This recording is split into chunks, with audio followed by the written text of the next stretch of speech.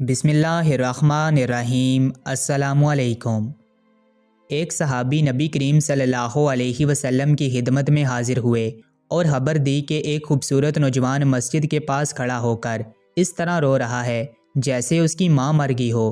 وہ چاہتا ہے کہ آپ سے ملاقات کرے۔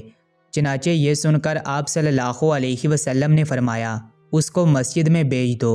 وہ جوان مسجد میں داخل ہوا اور رسول اکرم صلی اللہ علیہ وسلم کو سلام کیا تو آپ صلی اللہ علیہ وسلم نے جواب سلام دیا اور فرمایا، اے جوان، رونے کی وجہ کیا ہے؟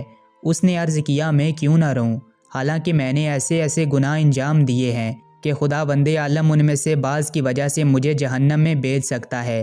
میں تو یہ مانتا ہوں کہ مجھے میرے گناہوں کے بدلے دردناک عذاب دیا جائے اور اللہ پاک مجھے بالکل معاف نہیں کر سکتا۔ رسول اکرم صلی اللہ علیہ وسلم نے فرمایا، کیا تو نے خدا کے ساتھ شرک کیا ہے؟ اس نے کہا، نہیں، میں شرک سے پناہ چاہتا ہوں۔ آپ صلی اللہ علیہ وسلم نے فرمایا، کیا کسی انسان کا قتل کیا ہے؟ اس نے کہا، نہیں۔ آپ نے فرمایا، خدا تیرے گناہوں کو بخش دے گا، اگرچہ بڑے بڑے پہاڑوں کے برابر ہی کیوں نہ ہوں۔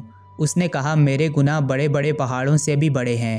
اس وقت آپ صلی اللہ علیہ وسلم نے فرمایا، اللہ تعالیٰ تیرے گناہوں کو ضرور بخش دے گا، چاہے وہ زمین، دریا، درخت اور زمین میں دوسری موجودات کے برابر ہی کیوں نہ ہوں۔ بے شک تیرے گناہ قابل بخشش ہیں، اگرچہ آسمان، ستاروں اور عرش و کرسی کے برابر ہی کیوں نہ ہوں۔ اس نے کہا، میرے گناہ اس سے بھی بڑے ہیں۔ آپ صلی اللہ علیہ وسلم نے فرمایا، اے جوان، افسوس ہے تیرے اوپر، تیرے گناہ بڑے ہیں یا تیرا خدا بڑا ہے؟ یہ سن کر وہ جوان سجدے میں گر پڑا اور کہا، پاک و پاکیزہ ہے میرا پروردگار، یا رسول اللہ صلی اللہ علیہ وسلم، میرا خدا تو ہر عظیم سے عظیم تر ہے۔ اس کے بعد وہ خاموش ہو گیا۔ اس وقت آپ صلی اللہ علیہ وسلم نے فرمایا، اے جوان، کیا تو مجھے اپنے گناہوں میں سے ایک گناہ کا بتا سکتا ہے؟ اس نے کہا، کیوں نہیں، میں 7 سال سے قبروں کو کھول کر مردوں کو باہر نکالتا ہوں اور کفن چوری کر لیتا ہوں۔ قبیلہ انصار سے ایک لڑکی کا انتقال ہوا، اس کا کفن نکال لیا اور اس کو برہنہ ہی قبر میں چھوڑ دیا۔ شیطان نے مجھے ورگلایا، اس کی خوبصورتی نے مجھے اپنے جال میں پھنسا لیا۔ واپس لوٹا اور جو کام نہیں کرنا چاہیے تھا وہ کر بیٹھا۔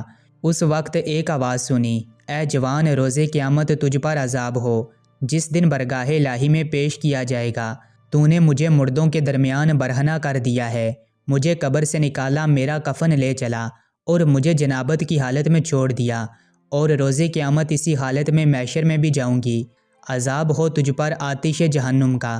یہ سن کر آپ صلی اللہ علیہ وسلم نے بلند آواز میں پکارا، اے فاسق، یہاں سے دور چلا جا، میں ڈرتا ہوں کہ تیرے عذاب میں بھی جل جاؤں۔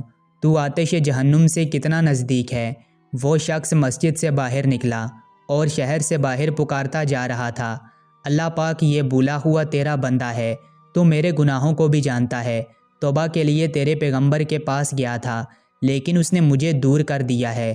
تجھے تیری عزت و جلال اور سلطنت کا واسطہ کہ مجھے نا امید نہ کر۔ وہ 40 دن تک دعا و مناجات اور گریہ وزاری کرتا رہا۔ جنگل کے درندے اور حیوانات اس کے رونے سے روتے تھے۔ برگاہ الہی میں عرض کیا، پالنے والے، میری دعا قبول فرما اور گناہ بخش دے۔ تو اپنے پیغمبر کو اس کی خبر دے، اگر میری دعا قبول نہ ہوئی اور گناہ نہ بخشے، نیز مجھ پر عذاب کرنے کا ارادہ ہو تو میرے اوپر آتش فرما، میں جل جاؤں۔ بہرحال روز قیامت کی ذلت اور رسوائی سے مجھے نجات دے دے۔ تو اس وقت یہ آیات نازل ہوئیں، اور یہ وہ لوگ ہیں کہ جب کوئی نمایاں گناہ کرتے ہیں یا اپنے نفس پر ظلم کرتے ہیں تو خدا کو یاد کر کے اپنے گناہوں پر استغفار کرتے ہیں، اور خدا کے علاوہ کون ہے گناہوں کو معاف کرنے والا، اور وہ اپنے کیے پر جان بوجھ کر اصرار نہیں کرتے۔ یہی وہ لوگ ہیں جن کی جزا مغفرت ہے، اور وہ جنت ہے جس کے نیچے نہریں جاری ہیں، وہ ہمیشہ اسی میں رہنے والے ہیں، اور عمل کرنے کی یہ جزا بہترین جزا ہے۔